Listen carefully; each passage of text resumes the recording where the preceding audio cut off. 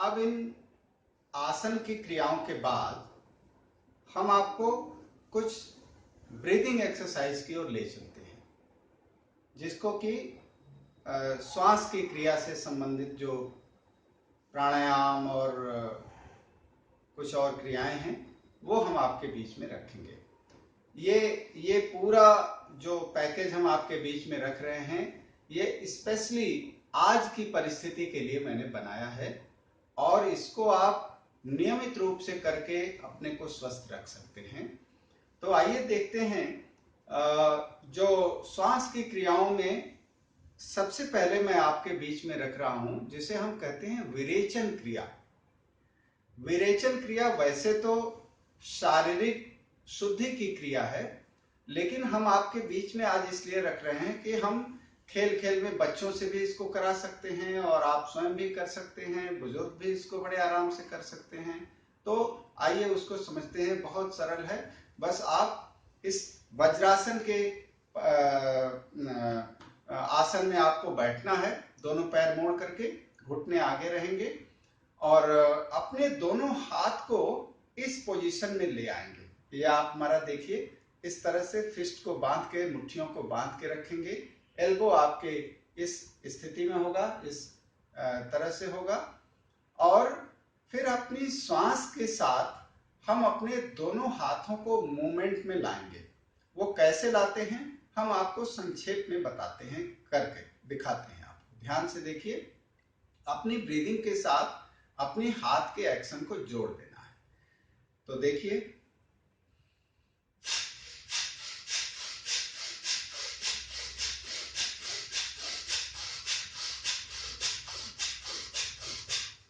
इस तरह से करके और फिर आप बड़े आराम से अपने दोनों हाथ की हथेलियों को ऐसे गोद में रख सकते हैं। श्वास की क्रियाओं में दूसरी क्रिया हम आपके बीच में रख रहे हैं जिसे कि कपालभाति क्रिया कहते हैं। कपालभाति वैसे तो प्राणायाम की श्रेणी में नहीं आता, लेकिन आज की परिस्थिति में और अपने हेल्थ के पॉइंट ऑफ व्यू से ये क्रिया हमारे लंग्स के लिए बहुत अच्छी है, क्योंकि हम इस क्रिया को अपने पेट के भाग से करते हैं, अपने स्टमक से हम इसकी श्वास क्रिया करते हैं। तो जब भी हम स्टमक से कोई श्वास की क्रिया करें, योग में ये मान्यता है और वैसे भी मान्यता है कि अगर हम स्टमक से कोई श्वास की क्रिया करते हैं तो हमारे लंग्स की क्षमता बढ़ती है। तो इसके लिए आप किसी भी सुख आसन में बैठ जाएं, जैसे मैं बैठा हूं, जो भी आपके लिए कंफर्टेबल पोज हो उसमें आप बैठ जाएं। सिर्फ वज्रासन में बैठ के इस तरह का प्राणायाम नहीं करना चाहिए, इसलिए आप सुख आसन में बैठ जाएं। अपने दोनों हाथ को ऐसी जगह पे रखें, अपने घुटनों पे रख लें जिससे कि आपके कंधे में खिंचाव ना आए। हमारा मानना है कि अगर हम कपालभाति प्राणायाम कर रहे हैं तो हम केवल हमारा पेट और हमारी नासिका प्रभावित हो, पूरे शरीर में हम तनाव नहीं देंगे। न तो हमारे कोई फेस पे तनाव होगा, न पूरे शरीर में होगा, केवल हम अपने स्टमक को चलाएंगे। और दूसरी बात इसमें कपालभाति में ये है कि हम केवल श्वास को बाहर फेंकने में, रेचक में फोर्स करना है, यानी एक्सेल जब हम करें तो हम फोर्स के साथ करें। ऐसा करने से अपने आप हमारे अंदर सांस आएगी, पूरक स्वभावतः होगा, लेकिन रेचक में हमें पूरा फोर्स लगाना है। और दूसरी इसमें महत्वपूर्ण चीज है कि मैं आपको ये सुझाव दूंगा कि कपालभाति का जो प्राणायाम है वो एक बार में आप 60 प्राणायाम करिए, 60 ब्रीदिंग का ही करिए। अगर आपको लगता है कि हम और कर सकते हैं तो 60 के बाद थोड़ा पॉज दे दीजिए, 5-10 सेकंड का, फिर उसके बाद 60 करिए, फिर पॉज दे दीजिए, फिर 60 करिए। तो उससे आपकी जो अंदर की क्षमता है वो बढ़ेगी भी, आपको थकान भी नहीं लगेगी और वो आपको फायदा भी करेगा। तो आइए आप इसको देखिए करते हुए। मैं संक्षेप में 15-20 श्वास करके आपको दिखाता हूं और आप प्रयास करिए कि आप अपने घर में बैठ करके, और अगर आप अपने बेडरूम में या ड्राइंग रूम में करते हैं तो कोशिश करिए कि कोई एक खिड़की आपकी खुली हो, जिससे कि थोड़ा वेंटिलेशन हो वहां पे बाहरी हवा का। ऐसे बैठ जाएंगे, बैक को अपने सीधा रखेंगे और बड़े आराम से, चेहरे पे कोई तनाव नहीं, शांत भाव से बैठेंगे। मन को थोड़ा अंतर्मुखी बनाएंगे, मन को थोड़ा शांत करेंगे। एक दो गहरी सांस ले लें, जिससे कि आप शरीर से और मन से थोड़ा शांत हो जाएंगे। और फिर उसके बाद आप अपने स्टमक से कपालभाति का अभ्यास करेंगे सहज तरीके से।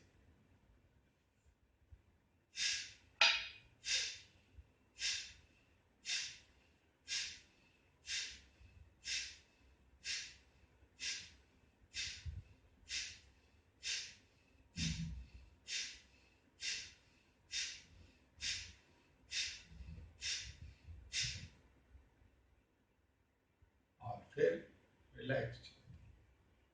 इसकी पहचान यही है कि जब आप कपालभाति क्रिया करने के बाद जब आप रिलैक्स छोड़ें अपने को, तो आपकी सांस बिल्कुल शांत हो जाए। प्राणायाम को पहचानना हो, आप स्वयं पहचान सकते हैं कि आपने प्राणायाम सही से किया या नहीं किया। प्राणायाम स्वयं में आपका गुरु है।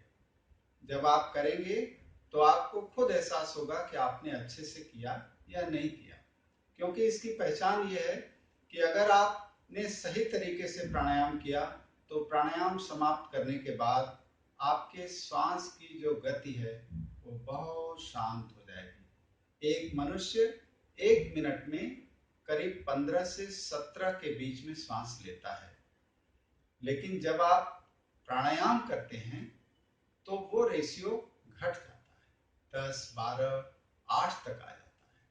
तो आप सोचिए कि जितनी श्वास की गति कम होगी उतना ही आपका मन शांत होगा, उतना ही आप अंदर से शांत होंगे। और जब आप अंदर से शांत होंगे तो आपके भीतर जो शक्ति है, जो ऊर्जा है, उसका विकास हो पाएगा। ये सबसे महत्वपूर्ण है। आपको पता होगा, आप सब जानते हैं कि कहा जाता है कि ईश्वर ने, प्रकृति ने हमें श्वास गिन करके दिया है। इसीलिए योग में एक मान्यता है कि हमारी जितनी गहरी सांस होती है, हमारी उम्र उतनी लंबी होती है। यानी हम गहरी सांस लेंगे तो हम पर मिनट कम सांस लेंगे, और कम सांस लेंगे तो हम हर मिनट में अपनी सांस को बचाएंगे, उसको सेव करेंगे। तो उसके हिसाब से, उसी रेशियो में हम अपनी उम्र को भी बढ़ा सकते हैं। इतनी तक योग में मान्यता है। तो इसलिए मेरा यही सुझाव रहेगा कि आप बहुत शांत मन से, पूरा झकझोरने की, शरीर को हिलाने डुलाने की, कूदने की कोई जरूरत नहीं है। बिल्कुल शांत मन से आप बैठिए और अपने अंतस में उतरने का प्रयास करिए। जितना आप अंतस में उतरेंगे उतना ही आप अपने भीतर शक्ति का अनुभव पाएंगे। तो ये है आपके लिए कपालभाति का अभ्यास। इसके बाद हम अगला अभ्यास बताते हैं। और देखिए, कपालभाति प्राणायाम अभी आपने किया, ये आपको मदद करेगा। एक और मैं कहना चाहता हूं कि मैं जितने भी आपको प्राणायाम और श्वास से संबंधित क्रियाएं बता रहा हूं, प्राणायाम बता रहा हूं, उसमें आप अपने सुविधा अनुसार उसका चुनाव कर सकते हैं। ऐसा नहीं कि मैं जितना बता रहा हूं उतना आप करिए।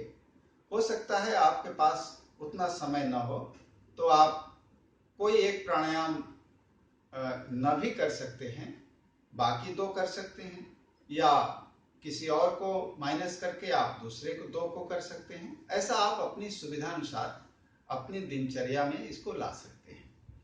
मैं आपके बीच में अब जो अगला प्राणायाम है, जिसे हम लोग बोलते हैं भ्रस्त्रिका प्राणायाम।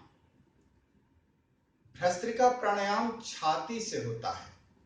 यह चेस्ट की एरिया से करने वाला प्राणायाम है।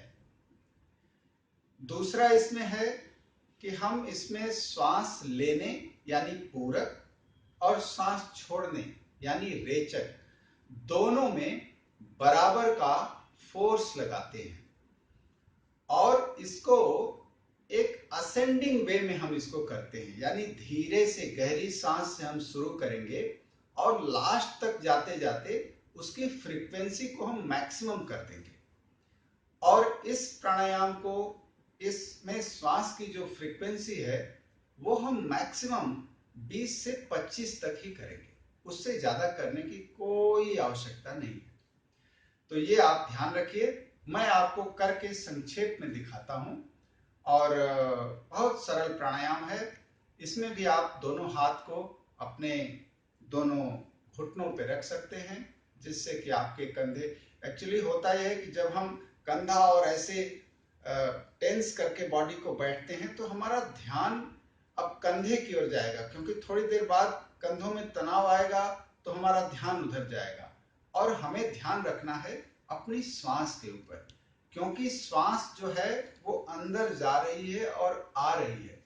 ये एक तरह का एक डोर है जिसके सहारे हम अपने अंतर जगत की ओर उतरते हैं, और जब अंतर जगत की ओर उतरते हैं तो हमें उसका एहसास होता है, शांति का, शक्ति का, दिव्यता का। तो आइए देखिए भस्त्रिका प्राणायाम। हाथ को यहां रखा घुटने पे और सांस नासिका से करेंगे, धीरे से स्टार्ट करेंगे गहरी सांस के साथ और लास्ट तक जाते जाते उसकी फ्रीक्वेंसी खूब बढ़ा देंगे।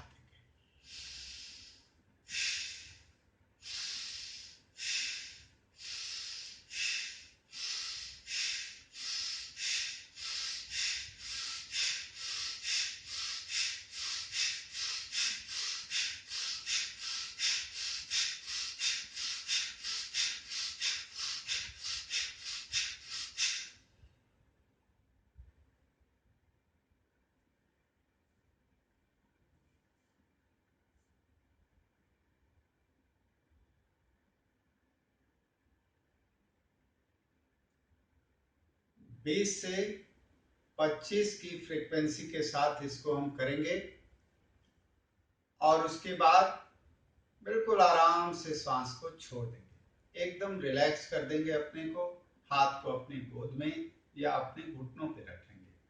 तो ये है भस्त्रिका प्राणायाम। इसे भी आप 3 बार कर सकते हैं। 20 से 25 फ्रीक्वेंसी का एक बार में करिए, फिर 10 सेकंड का पॉज दीजिए, फिर दोबारा और फिर 10 सेकंड के पॉज के बाद फिर तीसरी बार भी आप इसको कर सकते हैं। तो ये रहा आपका भस्त्रिका प्राणायाम। और भस्त्रिका प्राणायाम के बाद आइए एक और भी सरल प्राणायाम हम आपके बीच में रख रहे हैं, जिसे हम सभी आजकल बहुत लोकप्रियता है इसकी, वो हम सब जानते हैं, लेकिन उसके करने के तरीके को थोड़ा इस परिप्रेक्ष्य में आप बदल दीजिए तो आपके लंग्स के लिए और आपकी इम्यूनिटी के लिए वो बहुत ही शक्तिशाली बन जाएगा। जो कोरोना का प्रकोप है, वायरस है, सभी परेशान हैं, तो ऐसे माहौल में इसमें आपको अंदर से वो बहुत आत्मविश्वास से भरेगा, आपकी विल पावर को बहुत स्ट्रांग करेगा। तो उसे बोलते हैं नाड़ी शोधन प्राणायाम। नाड़ी शोधन प्राणायाम में आपको करना यह है कि आप अपने हाथ की 2 फिंगर को, ये रिंग फिंगर और आपका थंब यानी अनामिका और अंगूठा, ये 2 को आप एक साथ रखिए। जो मिडिल फिंगर और जो इंडेक्स फिंगर यानी मध्यमा और तर्जनी जो उंगली है उसको आप मोड़ लीजिए और इन 2 उंगलियों को आप अपनी नोस्ट्रल पे रखिए।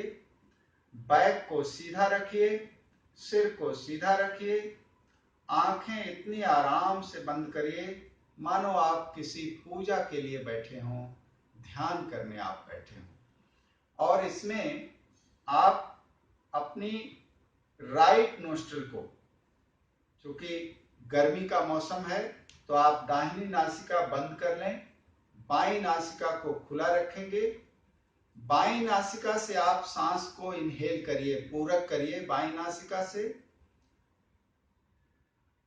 आप कोशिश करिए कि हम जितनी बार जितने समय में हम सांस ले रहे हैं उससे अधिक समय में हम सांस को बाहर करें, यानी रेचक में ज्यादा समय लगे, पूरक में कम समय लगे।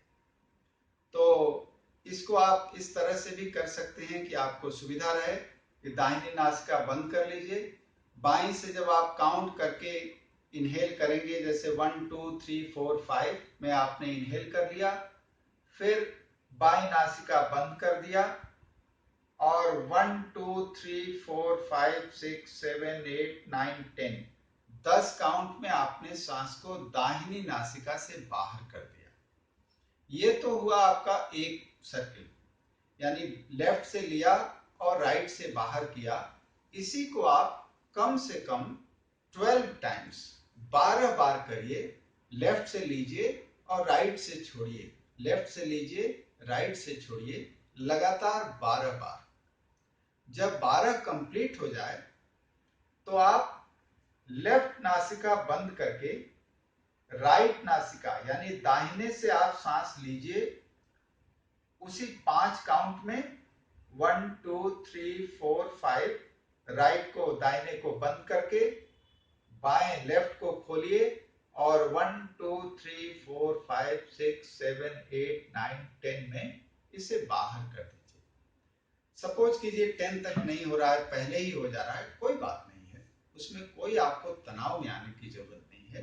आपका प्रयास ये होना चाहिए कि हम जितने में सांस लें उससे अधिक समय में सांस को बाहर करें। ये करने से आपको बहुत एनर्जी फील होगी, पूरे दिन आप एनर्जी से भरे रहेंगे, आपके मस्तिष्क को बहुत पावर मिलेगी, बहुत फ्रेश आपको ऑक्सीजन मिलेगी, आपके हार्ट के लिए बहुत अच्छा होगा, ब्लड का प्योरिफिकेशन बहुत अच्छा होगा और इम्यूनिटी इसलिए बढ़ती है इस तरह के प्राणायाम से कि ये प्राणायाम हमारे ब्लड को प्योरीफाई करता है। जब हम करते हैं तो ऑक्सीजन देते हैं, फ्रेश ऑक्सीजन देते हैं और उससे ब्लड का जो प्योरिफिकेशन होता है तो हमारे पूरे शरीर में जब उसका संचार होता है तो ब्लड में जो प्लाज्मा होता है, जो सीरम है, वहां पे इम्यूनिटी बिल्ड करने की क्रिया शुरू होती है, प्रक्रिया शुरू होती है और उससे हमें एनर्जी मिलती है। तो ये रहा आपके नाड़ी शोधन का अभ्यास। एक श्वास की क्रिया में ही आपको मैं एक चीज बतलाना चाहता हूं, वो किसी प्राणायाम की श्रेणी में नहीं है, बस इसलिए बतला रहा हूं कि जो कुछ भी नहीं कर पाते या कर सकते या कर नहीं पा रहे हैं किसी कारण से, तो उनके लिए मैं कुछ टिप्स आपको देना चाहता हूं। उसको भी करके हम बहुत अपने भीतर अपने लंग्स को बहुत क्षमतावान बना सकते हैं, अपनी श्वास की जो गहराई है उसको बढ़ा सकते हैं।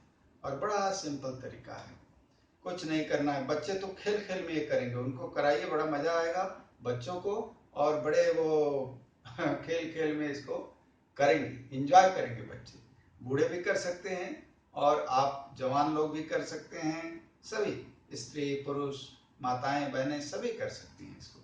तो देखिए, आपको करना यह है, सीधे बैठना है, बड़े आराम की मुद्रा में बैठना है, कहीं पे कोई तनाव नहीं शरीर में। सांस को खूब गहराई में खींचिए और